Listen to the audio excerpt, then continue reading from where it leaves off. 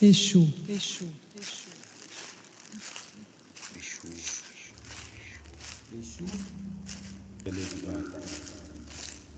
Exu, homem forte na cidade, pessoa suficiente para ficar no lado em toda a vida, pessoa que tem frutas medicinais.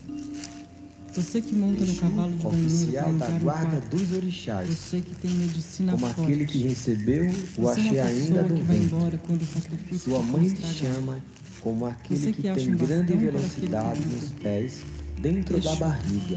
o O seu aficador pai lhe que dá chama nos magins Exu Odara, ainda simpatiza filho homem, conosco. mas que também usa clitóris. Exu, É aquele que quem tem a provocou cabeça o Balaú pontiaguda fez ele e que ficar pode no caminhar de cartola ponta a cabeça. 17 dias. É aquele que não se Exu, come, não me faça também mal. ninguém come.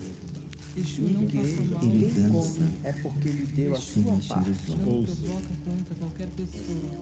A quem nós cumprimentamos sempre pela ajuda e tirar Para dos nada males. acontecer para os A nossos quem filhos. nós saudamos Exu, alegres, para nada acontecer sempre para do minha livrar dos criança. males. Você quem É provocou aquele que tem o axé do tato, da percepção e da não faça sensibilidade. mal aos meus A filhos. criança Pedra pequena que é o filho do nosso Pai, ele mora dentro de si.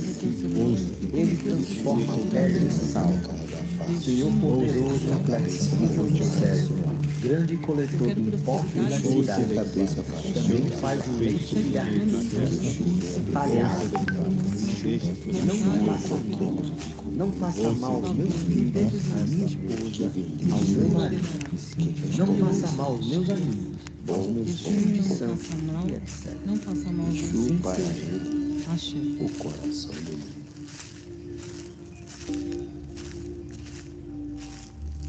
Elevará Exu no caminho.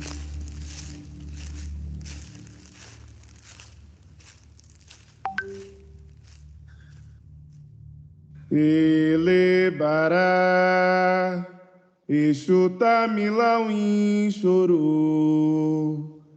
Elebará, Exu Tamilauim chorou.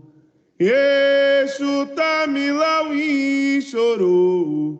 Exu Tamilauim chorou. Lebará. Elevará, Exu Tamilauim chorou. Elevará, Exu Tamilauim chorou. Exu Tamilauim chorou. Exu Tamilauim chorou. Lebará. Elevará, Exu Tamilauim chorou. Elevará, Exu Tamilauim chorou. Exu Tamilauim chorou. Exu Tamilauim chorou. Lebará. Elevará, Exu Tamilauim chorou. Elevará, Exu Tamilauim chorou. Exu Tamilauim chorou. Exu Tamilauim chorou. Lebará. Elevará, Exu Tamilauim chorou. Elevará, Exu Tamilauim chorou. Agô Exu Mujubá. Laroie. Meus passos guiados por aqueles que vieram antes de mim. E eu digo, eu caminho sobre as mãos dos meus ancestrais. Aquele que me aponta a direção para o melhor do meu destino, sempre há de me acompanhar.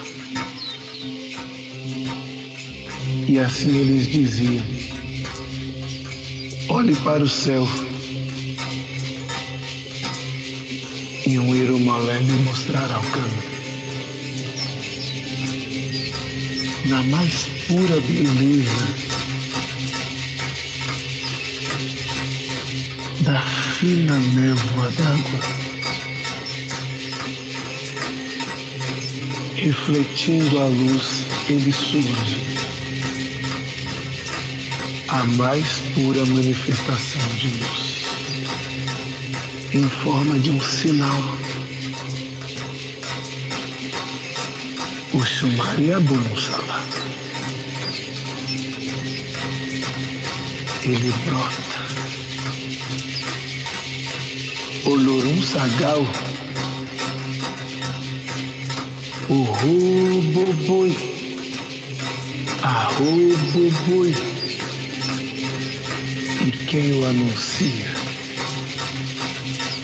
Ela. Chorou. Juro.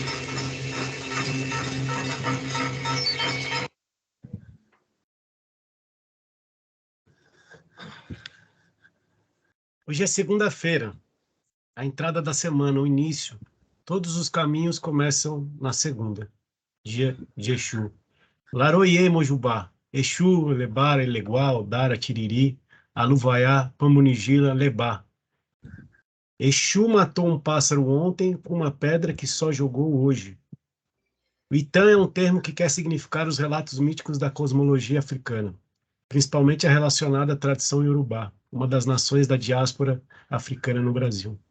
E um desses Itãs conta sobre a origem do orixá Exu, que, segundo Ney Lopes, é o último dos orixás e o primeiro humano, sendo representante da fronteira entre o cosmos divino da africanidade e a existência humana.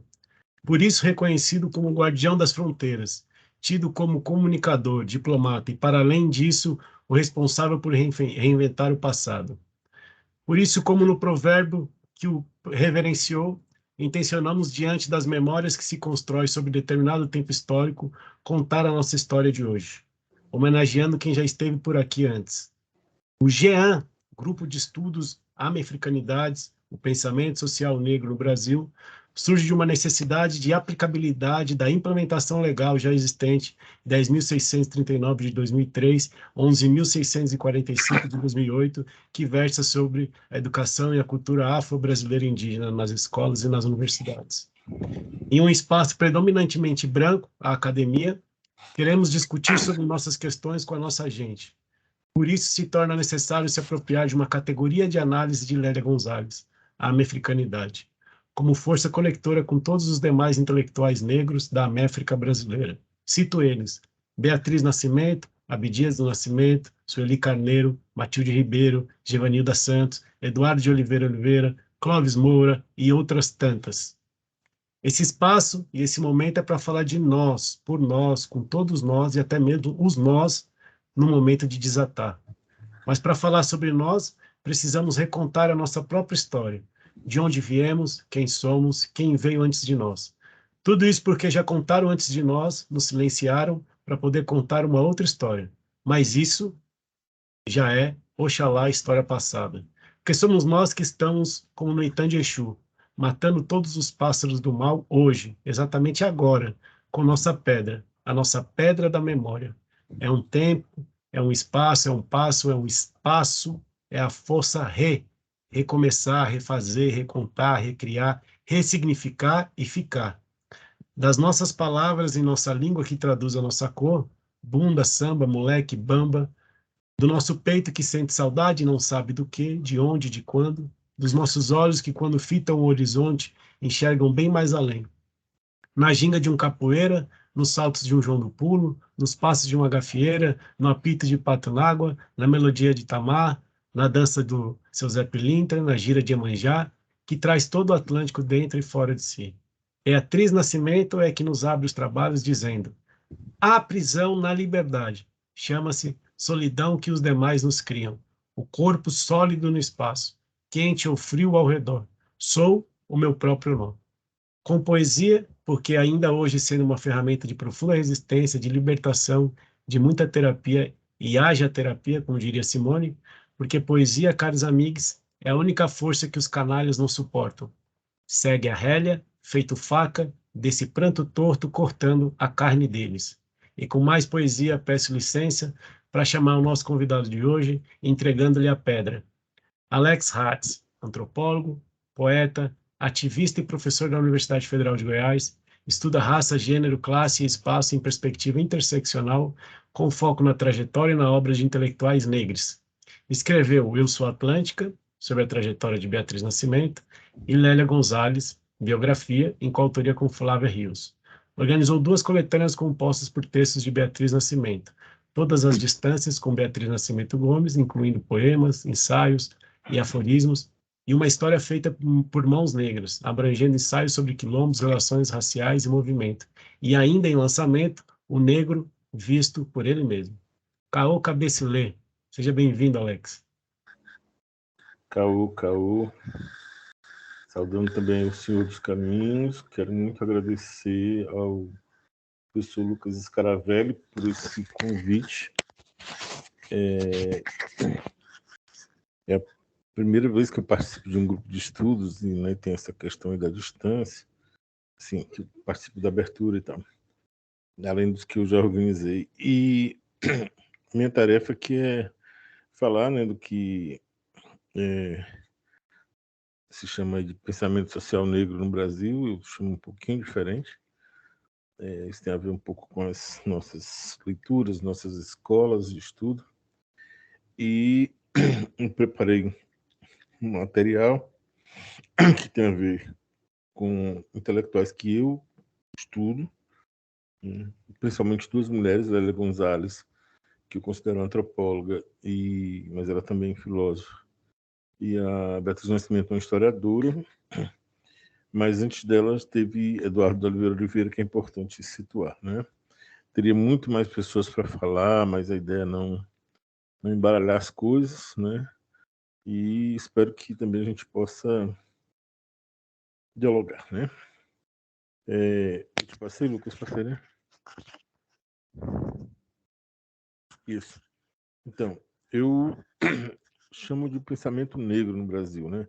A ideia de pensamento social é muito uspiana. Eu sou uspiano, fiz mestrado e doutorado na USP, mas é porque a ideia é de que esse pensamento sempre pense, né, a sociedade brasileira, e no meu entendimento o pensamento negro ele é diaspórico, ele é africano, ele é negro, enfim, africano, e ele tem a ver com os recortes, né, territoriais, a ideia de Brasil, a ideia de Colômbia, mas ele não fica fechado nisso, né, porque o racismo acontece nos Estados Unidos, né, aconteceu na África do Sul, ainda acontece de formas diferentes, mas com algumas coisas muito em comum. E a ideia de negro, a ideia de existência negra, de ser negro, negre, também ela é uma construção na escala do mundo, né?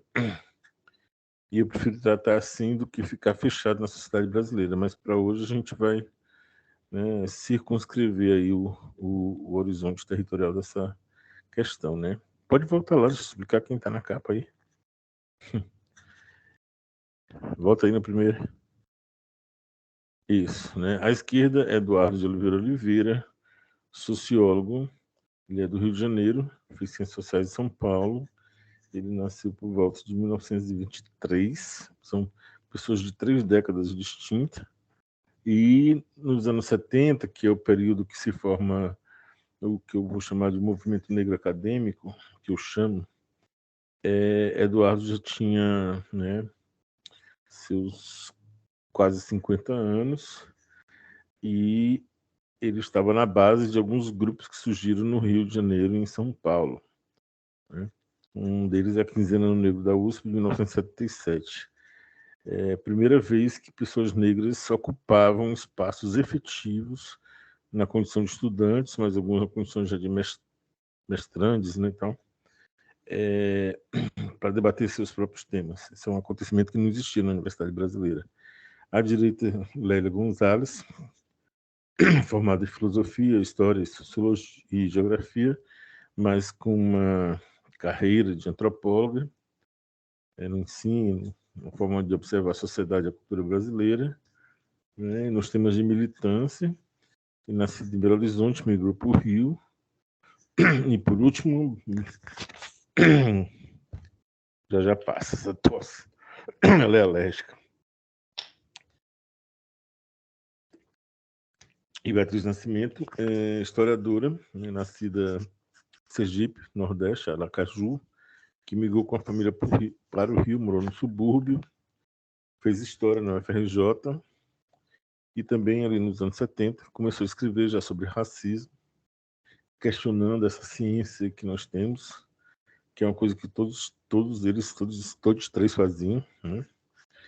E são pilares, assim, como eu digo, do pensamento negro. Eu poderia retroceder, trazer gente, né, de outras áreas da diáspora, como o Fanon, poderia trazer MSZ, poderia trazer outras pessoas do período, mas esses três têm umas questões muito em comum, e elas duas, principalmente, apesar de serem pessoas muito distintas.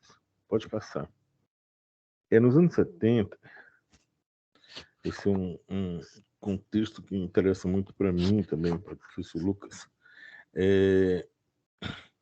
né, a Beatriz Nascimento diz, né, aqui é o lançamento do MNU, Movimento Negro Unificado, na Teatro Municipal, e Beatriz Nascimento diz: é possível reduzir, não, desculpa, é aqui. Propomos a nós mesmos e aos negros brasileiros que, no esforço comum, tentemos compreender e expor as características do preconceito racial no nosso comportamento, na nossa maneira de ser, de como ele se reflete em nós. Para nós, hoje, é meio complicado entender isso, mas não se aceitava na academia brasileira, no mundo político, a ideia de que a gente tinha racismo, né? O mito da democracia racial ainda estava muito forte. Procuremos caracterizar não somente com repetições de situações, mas com interpretação fidedigna dos reflexos do racismo em nós, a fim de que nos integremos na consciência nacional, não como objetos de estudo, mumificados por força de uma missão e de uma dependência de pensamento que não fez mais do que perpetuar o status quo, ao qual estamos submetidos historicamente. É tempo de falarmos de nós mesmos, não como contribuintes, nem como vítimas de uma formação histórico-social, mas como participantes dessa formação. Não se tinha, né, assim, com a força coletiva, pessoas negras falando, né, de si, coletivamente, e trazendo as questões negras, né, querendo falar por si, como diz Baruch, erguendo a voz, e também não só como aquela questão de contribuição do negro à cultura brasileira, a culinária, a música, que ainda a gente não sai muito dessa chave, né? Esquecemos ou não alçamos falar de questão filosófica, por exemplo, negra, questão né, política, questão da intelectualidade negra. A segunda foto, ela não é bem desse contexto, mas na favela de Jacarezinho houve uma chacina, né, tem 1 ou 2 anos, e para que a gente não esqueça das coisas, a senhora que está aí no centro, ela está com a camiseta de outra chacina de Manguinhos, né? Então, assim, as coisas acontecem com muito mais tempo no Brasil, a gente precisa falar com mais frequência, talvez até tentar furar a bolha. Pode passar.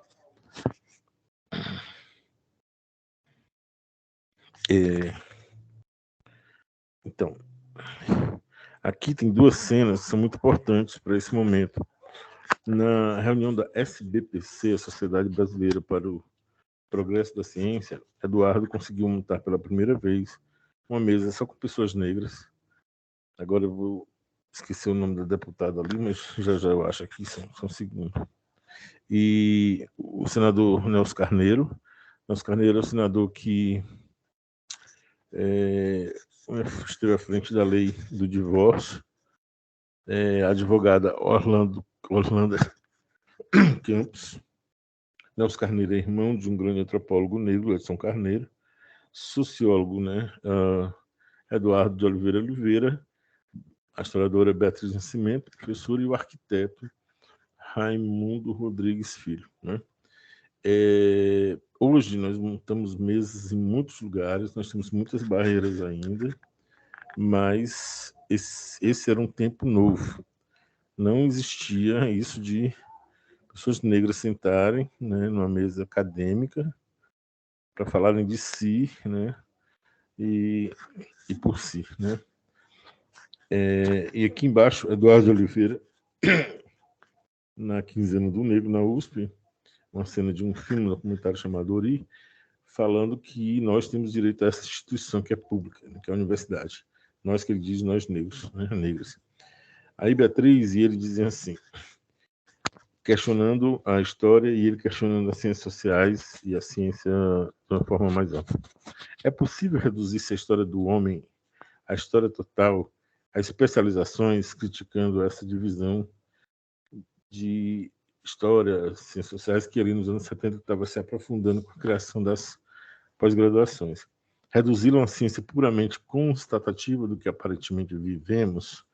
É possível limitar a história a um tempo historicamente reduzido, ou seja, entendê-la somente como nos foi apresentada a partir do século XIX como mais uma ciência. Esse texto chama por uma história do homem negro. O meu primeiro livro, O Sol Atlântico, está completamente disponível na internet e tem esses textos. Eduardo, ele vai dizer, num texto de 77, chamado Etnia e Compromisso Social, vamos entender que seria a questão raça e compromisso, né? Qual seria o compromisso de pessoas negras na academia? Ele diz, vivemos num mundo onde a cor, a etnicidade e a classe social são de primordial importância. Sendo assim, impossível ao cientista, e em particular ao cientista negro, manter uma neutralidade valorativa. Eu ouvi isso, né? A gente ouve isso menos, mas em determinados do campo do conhecimento isso é muito cobrado, que a gente tenha objetividade, que a gente deixe de lado na pesquisa, no trabalho científico, a subjetividade, e que a gente distinga bem quem é sujeito e quem é objeto de estudo, né? Sendo que objetos seriam, no caso, por exemplo, da sociologia e da antropologia, pessoas, né? Grupos humanos, coletividades humanas.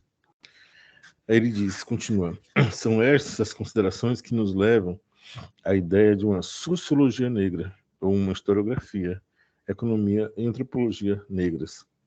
Ela surge como uma reação e revolta contra o viés da sociologia principal, burgueso-liberal, como um passo positivo para o estabelecimento de definições básicas, conceitos e construções teóricas que utilizam a experiência dos afro-brasileiros. Eu não sei como vocês veem isso, mas hoje nós temos um grupo, né, alguns grupos de historiadores negros, uma rede bastante ampla e bastante ativa. Nós temos um grupo de antropólogos negros que é uma lista, né, um grupo no WhatsApp, e tem um comitê de antropólogos negros ligado à Associação Brasileira de Antropologia, a ABA. Nós temos um grupo de geografias negras, também como um grupo coletivo, né, de comunicação de 250 pessoas, que é o máximo que a rede social permite. Mas esse nosso grupo de geografias negras, ele não está ligado a nenhuma entidade de geografia. Ele é relativamente autônomo. Mas se eu chego hoje assim, dizendo, bom, vamos fazer um encontro de história negra, né? Um encontro de antropologia negra.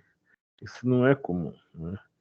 Não acredito que tenha uma pessoa à frente do seu tempo. Se essa pessoa existe, ela está lá à frente do tempo sozinha, né? À frente do tempo e do espaço. Eu não quero contar uma história de solidão das pessoas negras intelectuais, porque nós já vivemos isso de fato.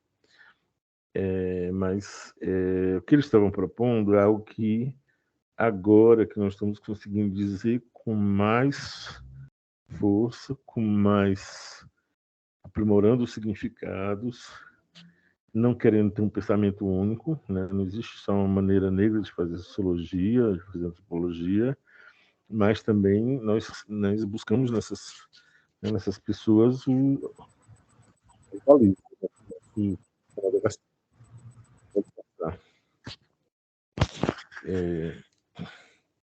E aí eu vou entrar no trabalho delas duas, né? À esquerda, Lélia Gonzalez, nascimento em Belo Horizonte, 35, a mãe babá, o pai ferroviária, irmãos, passaram de 16, teve algumas que faleceram, né, ainda crianças. E a família migra para o Rio, porque Lélia tem um irmão chamado Jaime de Almeida, que era jogador do Atlético e foi jogar no Flamengo. O Jaime até outro dia estava em evidência. E foram morar no subúrbio, na zona sul, numa comunidade. Ela fez pelo segundo colégio, né, estudou na escola pública para meninas. E na antiga Universidade Estadual da Guanabara, atual UERJ, ela fez História e Geografia, um curso que não tem hoje, e fez Filosofia. Participou da criação do Movimento Negro Unificado, de um dos primeiros coletivos de mulheres negras do Unizinga, e aí seguiu sua carreira de, né, escritora, antropóloga e militante. Todas essas pessoas são intelectuais militantes. Quem era estudante, né, eles já eram formadas, né, pessoas formadas, graduadas, eu chamo de estudante e femilitante, porque havia uma crítica da universidade a quem era militante, que era panfletário, como se panfleto fosse uma coisa desimportante. Muita coisa isso aconteceu na vida política dos movimentos com cartazes, com panfletos, mas a ideia de que panfleto não tem profundidade, né? E não se pode retirar dessas pessoas o caráter de militância delas. É como se né, quisesse tirar de mim a minha nordestinidade. Eu sou de Fortaleza, eu me identifico como nordestino, passei a me identificar principalmente quando aí em São Paulo eu fui discriminado, e né, os meus e as minhas foram discriminados. E aí, como que tira a minha nordestinidade? Né? Não tem como tirar, entendeu? Não tem como tirar a negritude das pessoas, né, quando ela é sólida, quando ela é, né? Portanto, não tem como tirar a militância, que a militância é um lugar de saber, né? Para usar uma palavra aí muito, né, específica, né? É um lugar de epistemologia, ou seja, de conhecimento que nós também consideramos válido, né? Pode ser que outros não considerem.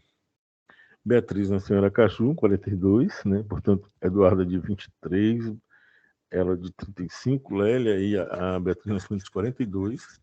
Mãe dona de casa, pai pedreiro, são 6 irmãs e 3 irmãos. A família migra para o Rio em 59 para trabalhar na construção da cidade do Rio, desculpa, no subúrbio, na zona sul do subúrbio, passa para a zona sul. Ela morou na Leopoldina, Cordovil, Brás de Pina, e fez história na UFRJ. A licenciatura terminou em 71, 72 bacharelado. Portanto, começou em 68, que é um ano de muita agitação política no Brasil, na França, e participou da criação do Grupo de Trabalho André Rebouças, na Universidade Federal Fluminense, em 74, que é um dos primeiros grupos de pessoas negras acadêmicas em várias áreas do conhecimento, apoiadas por uma antropóloga, a Maria Berriel, que era diretora do Instituto de Ciências Humanas e Filosofia, ali da UF. Ela é uma antropóloga branca, estudiosa e apoiadora das questões, né, negras e raciais. Beatriz fez uma especialização, fez um primeiro mestrado não concluído, trabalhando com quilombos no Brasil, discutindo a relação dos quilombos, possibilidade dos quilombos, fuga, território, né, a paz quilombola, quando os quilombos tinham certa margem de negociação com a sociedade envolvente, e também a possível relação dos quilombos com favelas no Rio de Janeiro. E ela voltou para fazer um mestrado, ela é poeta, tornou-se poeta nos anos 80, e o segundo mestrado ela começou com o professor Muniz Sodré, mas ela foi assassinada por um ato de feminicídio, e Lélia morreu 6 meses antes de 94 com um infarto do miocárdio. Pode passar. Eu separei coisas que as duas escreveram sobre mulher negra e sobre raça, sexo e classe. Por quê? As intelectuais mulheres do período dos anos 70, né, quase todas brancas, elas não falavam nem da questão da doméstica, né? E como diz Lélia Gonzalez, várias delas só tinham certo tempo, né, para a vida acadêmica, para a militância, porque tinha uma mulher negra que trabalhava para elas, né? Então elas duas chegando nos circuitos negros e femininos, feministas. Lélia se identifica como feminista, a Beatriz não tem essa identificação direta, mas sempre preocupada com a questão das mulheres. Então, por exemplo, Lélia escreve Mulher Negra é um retrato, em 79, para um jornal do movimento homossexual, era assim chamado, o Lampião. Aí escreve Mulher Negra, essa quilombola, para um jornal mulheril do movimento de mulheres feministas, a única negra. A Trabalhadora Negra, como é que fica? Também para o mesmo jornal. O lugar da mulher negra na sociedade brasileira é um artigo. Esses 3 primeiros são textos para militância, curtos. O lugar da mulher negra na sociedade brasileira, racismo e sexismo na cultura brasileira, um dos ensaios mais importantes dela, e por um feminismo afro-latino-americano, né? O que, como eu disse, elas são pensadoras, são mulher negra, pensando na sua própria situação, sua própria história, pensando lá atrás em como foram as mucamas, né, se elas se dividiram no contemporâneo, na doméstica e na mulata, né, que existia essa suposta figura mulata, né, que não era mulher negra nenhuma, era uma maquinação, uma invenção, apesar de que a palavra foi, né, projetada em algumas mulheres, mulato também, né? Então, é um tipo de escrita que na academia brasileira ninguém estava fazendo. Não tinha nenhum sociólogo, nenhum antropólogo, historiador escrevendo sobre isso. São essas mulheres de fora para dentro, e como diz a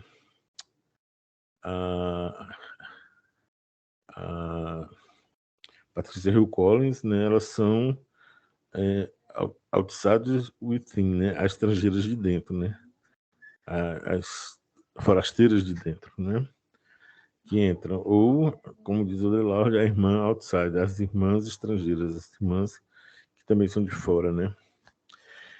Beatriz escreveu em 74, Mulher Negra no Mercado de Trabalho. Ela disse que é um texto que ela deu para o feminismo, que o feminismo não trabalhava a raça, nem o pensamento de esquerda marxista. A Senzala à Vista da Casa Grande, que é uma crítica ao filme Chica da Silva, a representação da mulher negra, mas não a Zezé Mota, que é a atriz. Acerca da Consciência Racial, que é um texto incrível, meio ficção, em que ela encontra, né, ela é a menina negra do subúrbio, ela encontra a menina negra do morro, na mesma escola, mas quando elas brigam, todas duas se tornam as negrinhas do morro, né, as negras do morro, e ela passa a entender que aquela outra garota era semelhança dela, e eu não vou contar o final, né. Escreve bastante poema nos anos 80, escreve, né, sobre literatura de identidade, e um texto que sempre será muito forte, muito bonito, A Mulher Negra e o Amor, colocando a questão do amor como um amor, o amor que a gente discute, o amor proteção, o amor que a gente necessita, não é o amor romântico, né? E aí 2 imagens de como elas já eram muito projetadas. Em 76, numa revista, né, muito conhecida no Brasil inteiro, Manchete, a Beatriz sai nessa entrevista, O Negro Visto por Ele Mesmo, e a Lélia Gonzalez no Jornal do Brasil, falando, né, do colégio freudiano, de um curso que eles iam fazer, né, com o pensamento de Lacan e na psicanalista francês, e ela já era bastante conhecida antes do movimento negro, né? Então, são mulheres que já tinham uma projeção. Pode passar. Já vou.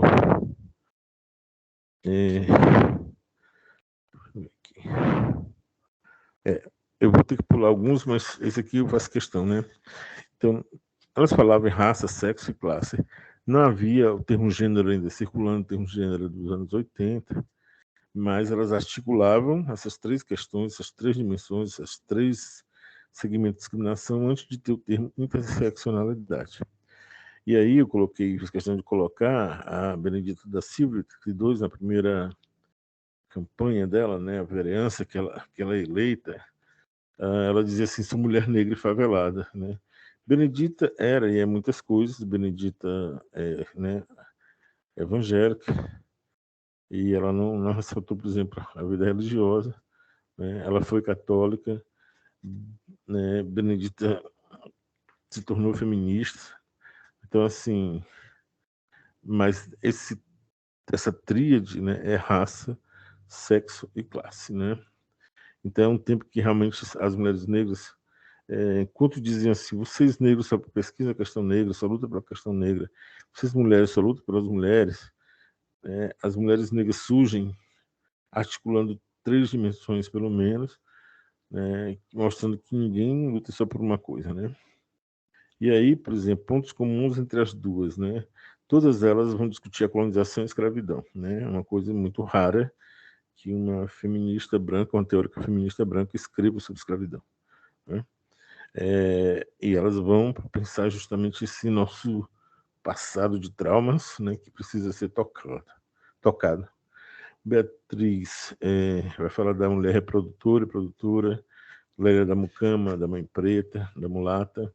As duas discutem emprego doméstico, a discriminação racial, a ideia de boa aparência, que era muito comum nos anos 80 e 90, e a hipersexualização da mulher negra, né, que acontece com o homem negro também. Mas elas se dedicam à questão feminina, principalmente. Pontos distintos, né? Lélia participa dos movimentos feministas de mulheres negras, tem uma escrita acadêmica, também coloquial, que ela chama de português, é cheio de gírias, de termos africanos. A ideia de americanidade que o professor Lucas falou, né? Que seria essa América africana, né? Às vezes ela fala latino-americana. Beatriz tem interesse na questão negra do feminismo, mas sem pertencer a determinados circuitos. Transita entre a escrita acadêmica e a poética e propõe a ideia de transatlanticidade, que seria correlata à nossa ideia de diáspora ou de americanidade, né? Agora eu quero passar 2 slides aí.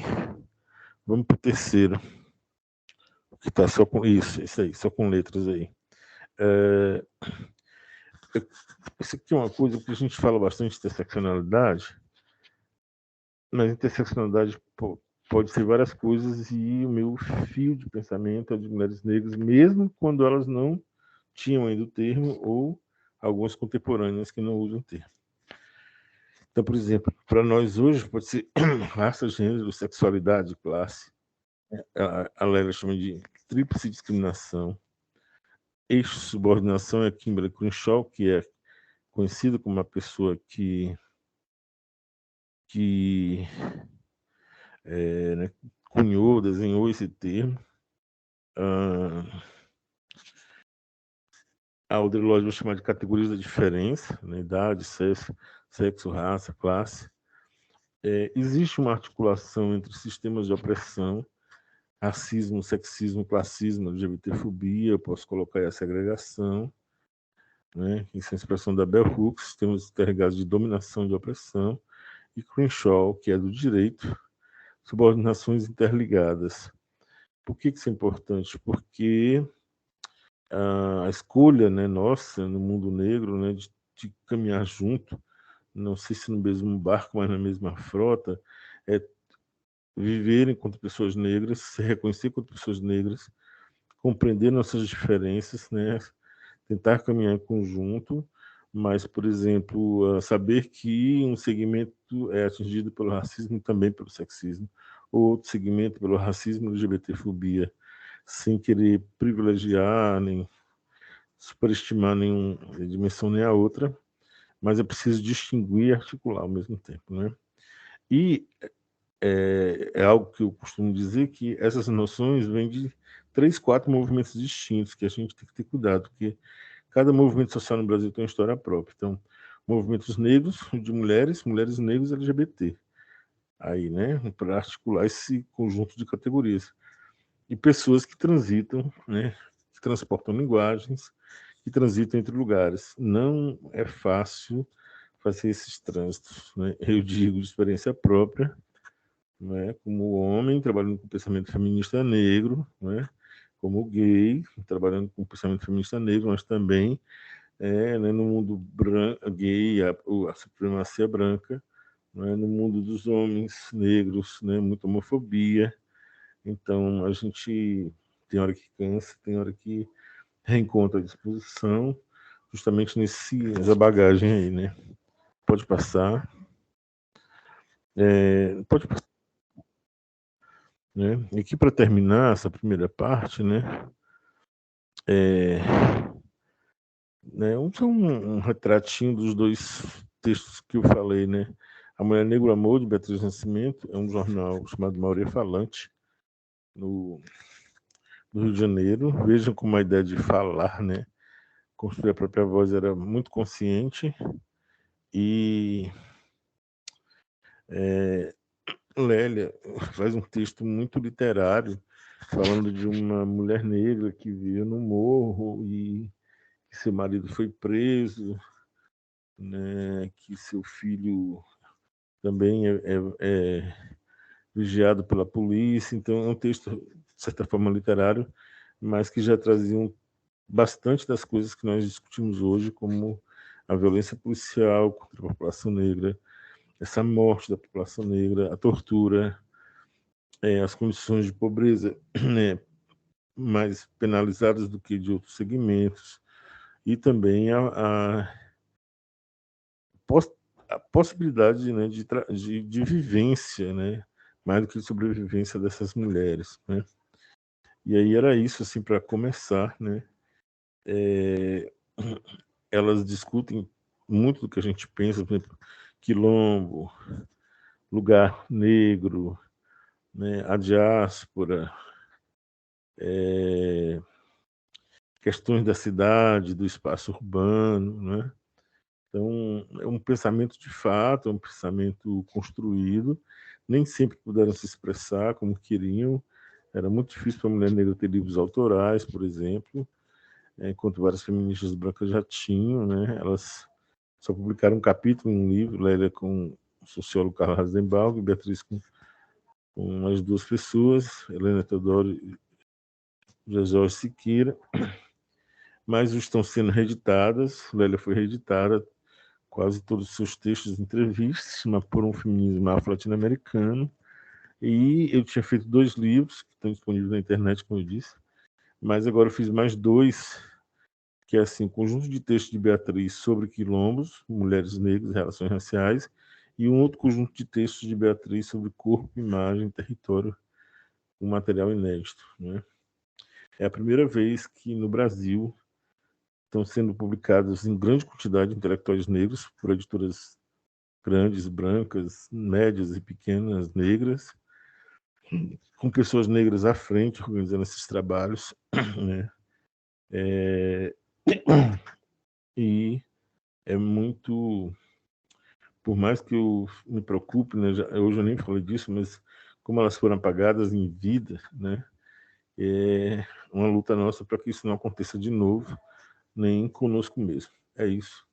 Obrigado.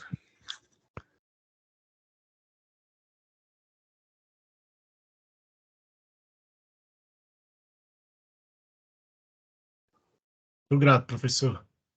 Quer abrir para 3 perguntas? Será que dá tempo, Alex, ainda? Dá, claro.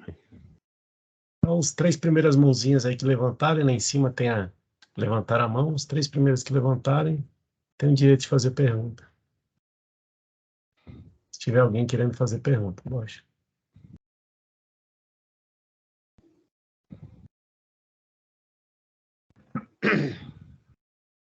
Não, ninguém levantou a mão.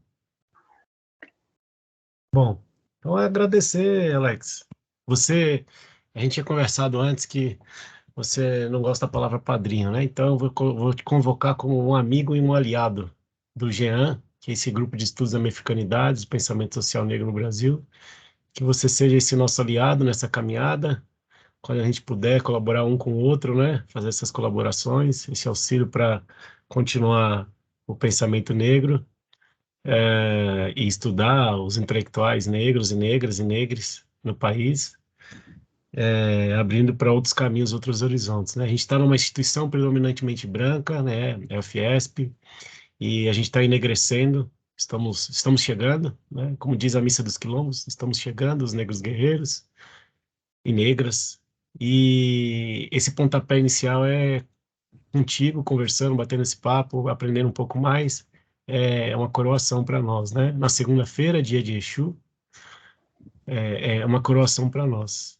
E aí, para despedir de todos e todas e todos, quero colocar uma música para finalizar, e a gente pode encerrar essa nossa inauguração.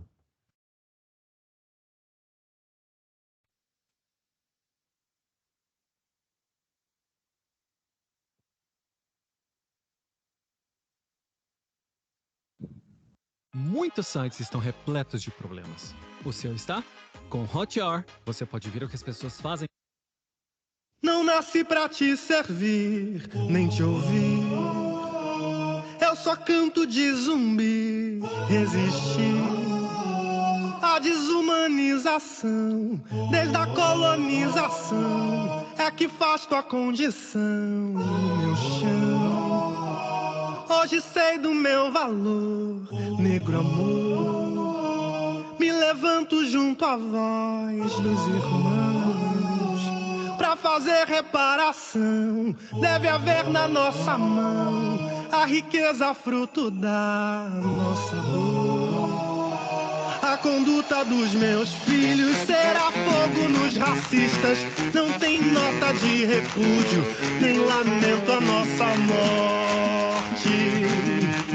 É o povo preto que se move no grito de libertação. Não sou teu negro, eu digo não sou teu negro. Não sou teu negro, eu digo não sou teu negro.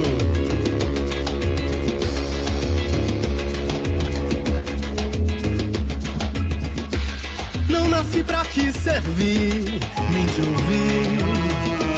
Eu só canto de zumbi, resistir à desumanização. Desde a colonização é que faz tua condição no meu chão. Hoje sei do meu valor, negro amor. Me levanto junto à voz dos irmãos pra fazer reparação. Deve haver na nossa mão a riqueza fruto da nossa dor.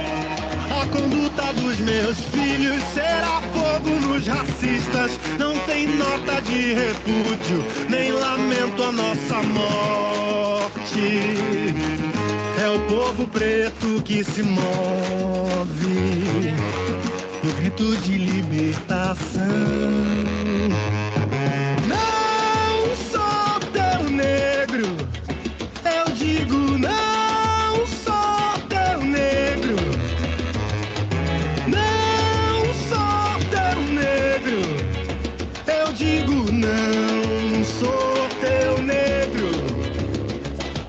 Não sou teu negro, eu digo não sou teu negro. Não sou teu negro, eu digo não sou teu negro.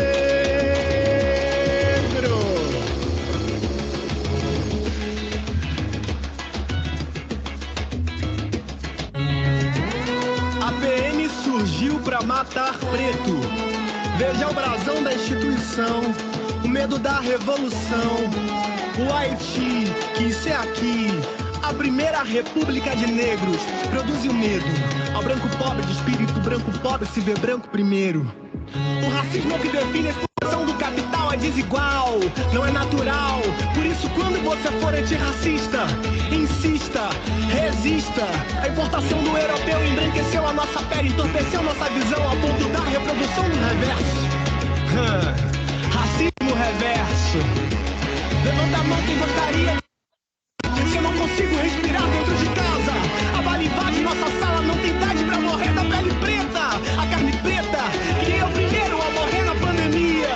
A militarização da economia é a chibata corrente, não há salário decente pra nossa gente. Por isso, quando você for antirracista, até que a maioria no Senado seja preta, a Câmara dos Deputados retinta. Coloque fogo, fogo, fogo.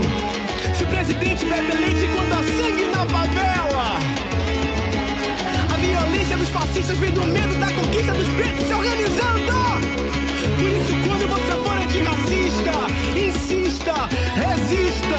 Por isso, quando você for antirracista, proteja os pretos, dê voz aos pretos. Nós somos força, trabalho, riqueza e poder. Não sou teu nego, porra.